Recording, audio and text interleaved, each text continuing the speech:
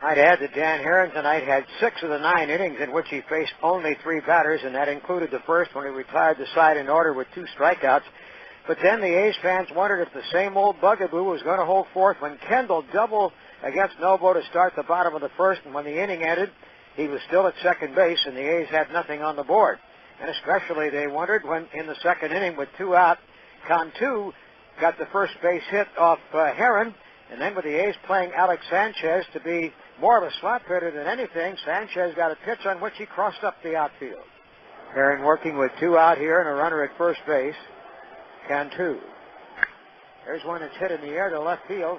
Going back onto his Kelty. He's got a long run, and he reaches up and can't get it. It bounces off the wall, racing around third base. Coming toward the plate is Cantu, and he will score standing on a Sanchez double.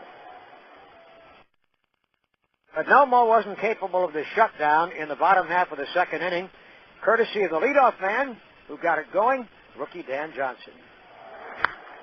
Cracked into right field. That ball is well hit toward right center, and it's off the wall. Bouncing back toward the infield. Johnson into second base with a double. His first extra base hit. His first hit at home as an Athletic, and his second hit overall, and it leads off the second inning.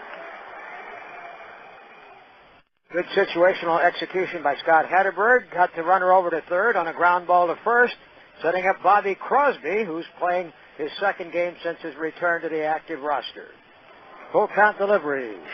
Broken bat, soft liner, base hit to left, and the ball game is tied.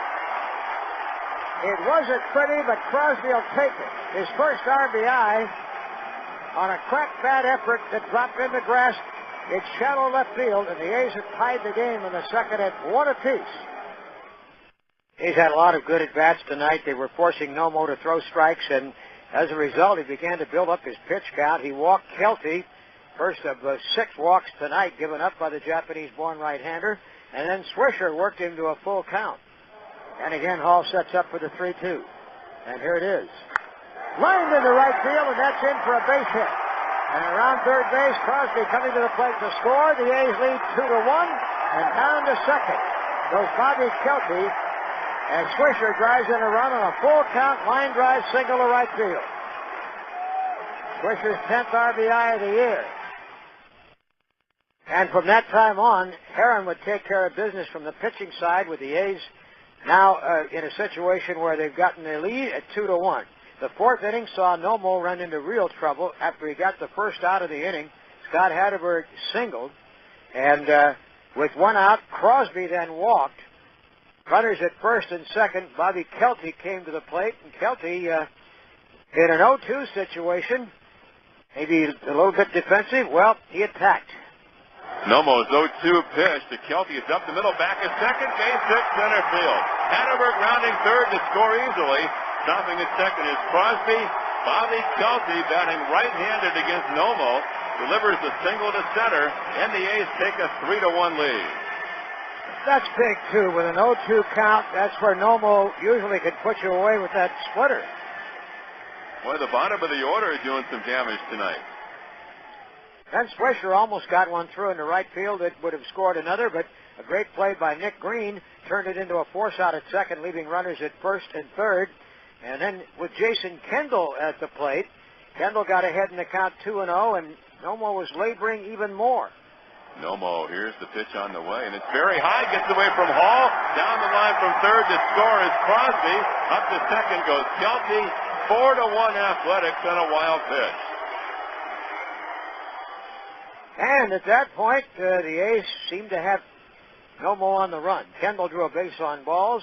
Scudero worked the count full to 3-1. He walked, so that was the third walk in the inning and the fourth of the ball game for Nomo. And it gave Mark Kotze, hitting third in the order for the first time this year, a chance to open things up a bit more. And now the 2-0 pitch on the way is ripped into left center, and a base hit over the head of the shortstop Lugo. 1 run is in, 2 runs will score. The throw goes to third. In there safely is Scudero. Kind of a soft line drive to left center by Kotze. Plating Swisher and Kendall, sending Scudero to third as the A's lead it 6-1.